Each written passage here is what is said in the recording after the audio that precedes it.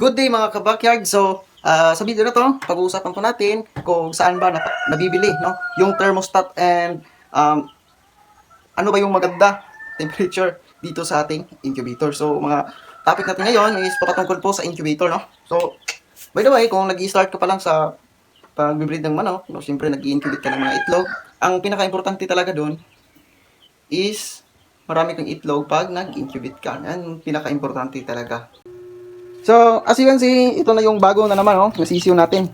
Nakakapisa lang. So, kakaunti lang yung ano natin, manok, sisiw natin sa kadahilanan, yung manok kasi natin ngayon is matanda na. So, kailangan ko magpapalaki ng mga new breeders. Yan. So, ito, papalakihin ko to and at the same time, iba-vlog ko pa, no, yung mga mangyayari doon sa susunod na vlogs.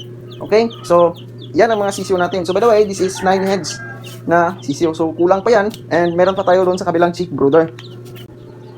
And then, sa pag-alaga ng mga sisiw, dapat, kung marami yung mga sisiw mo, of course, kailangan mo ng chick brooder. So, sa chick brooder, malaking bagay yon, malaking tulong yon para sa ganon, ay hindi malalamigan yung mga day-old chicks. So, kadalasan kasi, pag nagbe-breed yung mga ibang breeders, no, yung mga lalo na sa mga baguhan na wala pang alam, so, ang ginagamit kasi nila is, mga ano lang, no, open spaces lang.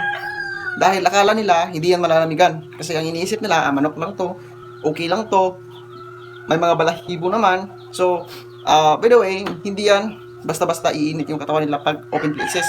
So, kailangan talaga 24/7, pag day old, naiinitan palagi yung katawan nila. Kasi, pag once naiinitan yung katawan palagi nila, ang mayari doon, healthy yung sisiw, no? Hindi magkaka-cold stress. And balik tayo, no?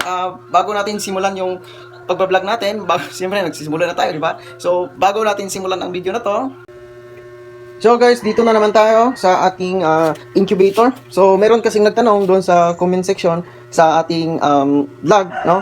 Nung mga old videos ko, merong nagko-comment doon.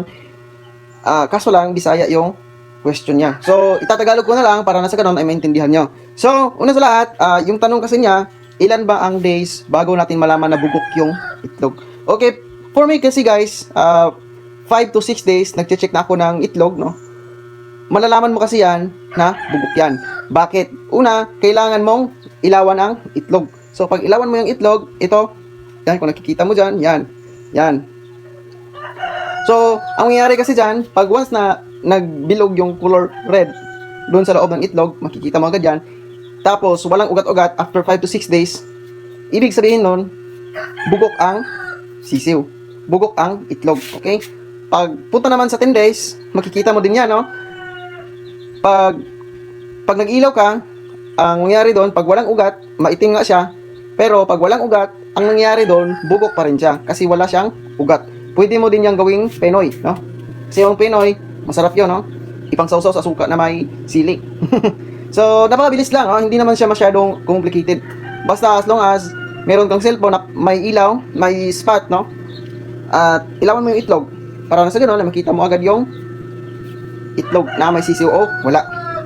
So, may nagtanong pa rin sa akin, may nagtanong pa rin sa section comment section, no? Saan ko ba nabibili yung thermostat? Yan. So, by the way, 2 years ko na itong ginagamit, no? Yung thermostat ko. Hindi pa rin nasisira hanggang ngayon. So, for me, pag gusto kang bumili ng mga legit, no, na thermostat, punta ka lang talaga sa store, no? Yung mga may nagbebenta ng thermostat talaga na makikita mo talaga agad, no? Mabibili mo talaga agad. Kasi pag nasa online kasi guys, possible kasi yung masira, no? Possible kasi yung ma-damage. Kasi yung paggawa kasi ng thermostat dyan, hindi sure, no? Hindi siya 100% na okay, goods, hindi. Pero yung binebenta dito sa sa mga store na nagbebenta ng mga appliances ng mga manok, mga pangangailangan ng manok, no? Katulad ng mga square fence, mga net, mga ganun, nagbebenta din sila ng thermostat and also fan. Kaso lang, may pagkamahalan. Kasi binili ko dyan yung thermostat sa halagang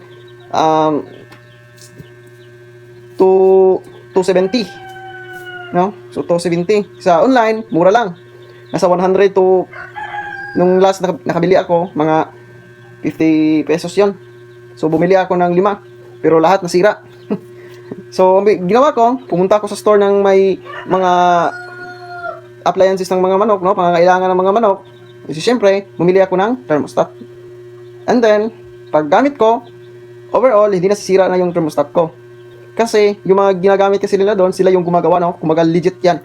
Kasi prinogram ng maayos yan, no? Hindi yan basta-basta na binibenta lang na, ano, masisira agad. So, good for me na nakabili din ako ng thermostat na ganito. And the same time, matagal ko na tong nagagamit, no? For almost 2 years na. Since back then, nag-start pa ako sa pagbablog. And then, ito, yan, mga itlog ko, no? Kaunti lang. Kasi, off egg season ang manok natin ngayon. Hindi nangingitlog ang mga Rhode Island natin. Yan. So, kung may mga katanungan pa kayo, just comment lang dito sa baba and masasagot natin agad yan. Gagawa natin ng video and I hope na nasagot ko yung video, yung mga katanungan nyo. Nasagot ko yung mga katanungan nyo. And yeah, please subscribe to my YouTube channel guys kasi malapit ako maka-reach sa 4,000 watch hour dito sa ating YouTube. So, I hope na mag-subscribe kayo para nasa ganun makatulong pa rin kayo sa akin na maabot ko agad yung 1,000 subscribers. Para nasa ganun, monetize na tayo, di ba? Maganda din yun, no? So, maraming salamat po at hanggang sa muli. Peace out.